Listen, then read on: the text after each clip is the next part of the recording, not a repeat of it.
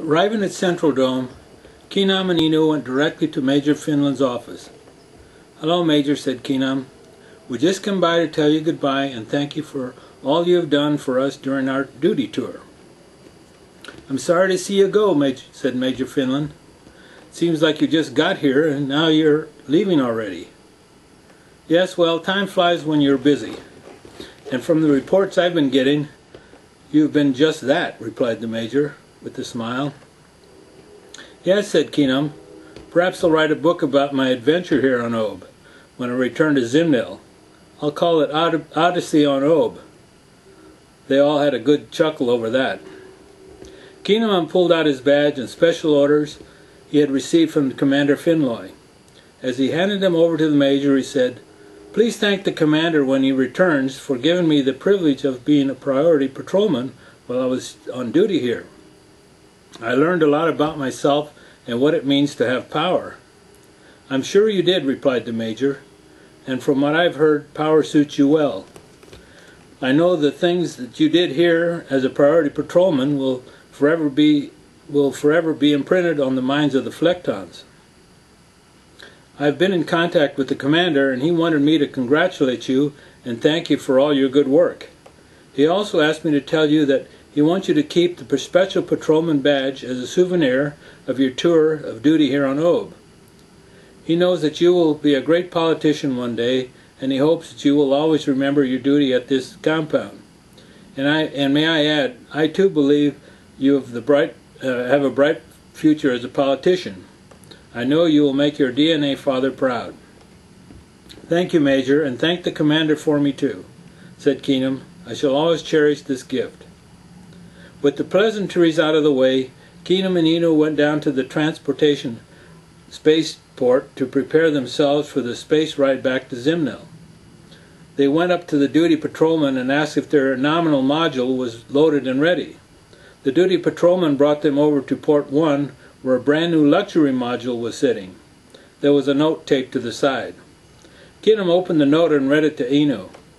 "Dear Keenum and Eno, the Commander wanted you to have this. It was given to him by a Flecton war consul on Flecton. It was a nice gesture, but he has little use for it. The Flectons on Ob all agreed that it would be better if you had it, and got some use out of it, rather than it just sitting here gathering space dust. Please accept it with the well wishes of the entire compound. Godforce Speed Home, signed Major Finland." Keenum and Eno looked at each other, not knowing what to say. Eno finally said, "It would never do for a priority patrolman to arrive back in Zimnil in a nominal module, now would it?" "No, I guess it wouldn't," replied Keenum. They both had a good laugh. They climbed aboard, and soon they heard, "We're ready to start the countdown." "All right, my friend, let's go home." Then with a loud roar of the rockets, they blasted off the Central Dome platform. Soon Ob faded from view as the spacecraft headed towards home.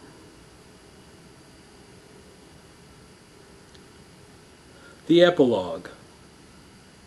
A peace treaty between planet Fignon and planet Flecton was signed in the year marked 5,005,065.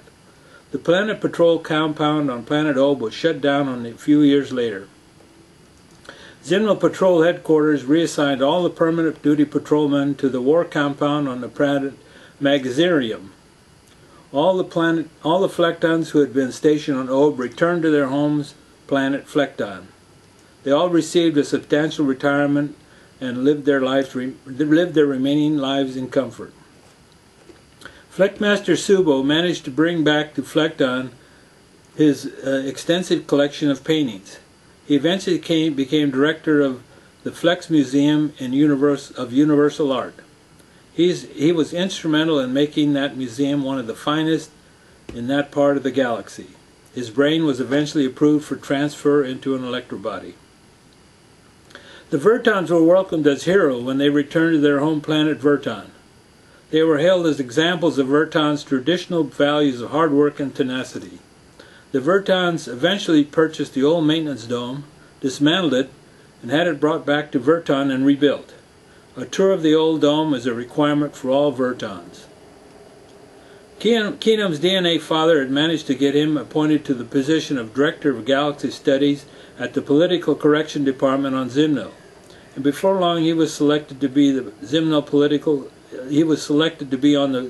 Political Council. His meteoric rise to political power astounded everyone, except Inu. Inu remained his aide and confidant for his entire career. In the year marked 5,005,160, Keenum was selected to be Lord Master of Galaxy 3. That was the most powerful position in the galaxy. He lived out the rest of his days on planet Nimlan, the largest planet in the galaxy. He shut down for the last time in the year marked 5,005,220, after being acclaimed as one of the most effective planet unifiers in galaxy history. His Z501 body unit was sent back to Zimtel, where it is still on display in the gallery of the great Zimtel's most honored and prestigious museum. He never did write his book.